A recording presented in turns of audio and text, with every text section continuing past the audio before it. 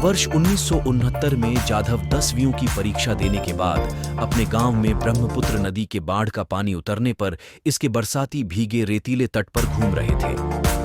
तभी उनकी नजर लगभग 100 मृत सांपों और मछलियों के विशाल गुच्छे पर पड़ी। आगे बढ़ते गए तो पूरा नदी का किनारा मरे हुए जीव जंतुओं से अटा पड़ा एक मरघट सा था। मृत जानवरों के शव के कारण पैर रखने की जगह नहीं थी। इस दर्दनाक सामूहिक निर्दोष मौत के दृश्य ने जाधव के किशोर मन को झकझोर दिया। हजारों की संख्या में निर्जीव जीव जंतुओं की निस्तेज फटी मुर्दा आंखों ने जाधव को कई रात सोने न दिया। गांव के ही एक आदमी ने चर्चा के दौरान विचलित जाधव से कहा, जब पेड़ पौधे ही नहीं उग रहे हैं तो नदी के रेतीले तटों पर जानवरों को बाढ़ से बचने का आश्रय कहां मिले? जंगलों के बिना इन्हें भोजन कैसे मिले? बात जाधव के मन में पत्थर की लकीर बन गई कि जानवरों को बचाने पेड़ पौधे लगाने होंगे। 50 बीज और 25 बांस के पेड़ लिए 15 साल का जाधव पहुंच गया नदी के रेतीले किनारे पर रोपने। ये आज से 40 साल पुरानी बात है। उस दिन का दिन था और आज का दिन। क्या आप कल्पना कर सकते हैं कि इन 40 सालों में जाधव ने 1360 एकड़ का जंगल बिना किसी सरकारी मदद के लगा डाला।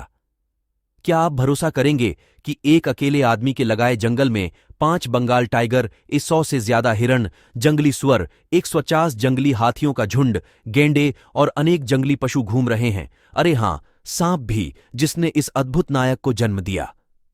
जंगलों का क्षेत्रफल बढ़ाने सुबह 9 बजे से 5 किलोमीटर साइकिल से जाने के बाद नदी पार करते और दूसरी तरफ वृक्षारोपण कर फिर सांझ ढलले नदी पार कर साइकिल से 5 किलोमीटर तय कर घर पहुंचते। इनके लगाए पेड़ों में कटहल, गुलमोहर, अन्नानाश, बांस, साल, सागौन, सीताफल, आम, बरगद, शहतूत, जामुन, आड़ू और कई औषधीय पौधे हैं। लेकिन सबसे आश्चर्यजनक और दुर्भाग्यपूर्ण तथ्य यह है कि इस असंभव को सत्य कर दिखाने वाले साधक वीर पुरुष से महज 5 साल पहले तक देश अनजान था। यह लौह पुरुष अपने धुन में अकेला आसाम के जंगलों में साइकिल में पौधों से भरा एक थैला लिए अपने बनाए जंगल में गुमनाम सफर कर रहा था।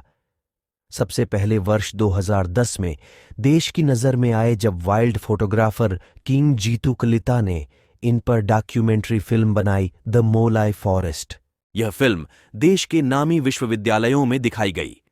दूसरी फिल्म आरती श्रीवास्तव की आ फॉरेस्टिंग लाइफ, जिसमें जाधव की जिंदगी के अनछुए पहलुओं और परेशानियों को दिखाया। तीसरी फिल्म पास फॉरेस्ट मैन, जो विदेशी फिल्म महोत्सव में भी काफी सराही गई। एक अकेले व्यक्ति ने वन विभाग की मदद के बिना, किसी सरकारी आर्थिक सहायता के बगैर इतने पिछड़े इलाके से कि जिसके पास पहचान पत्र के रूप में राशन कार्ड तक नहीं है, ने हजारों एकड़ में फैला पूरा जंगल खड़ा कर दिया।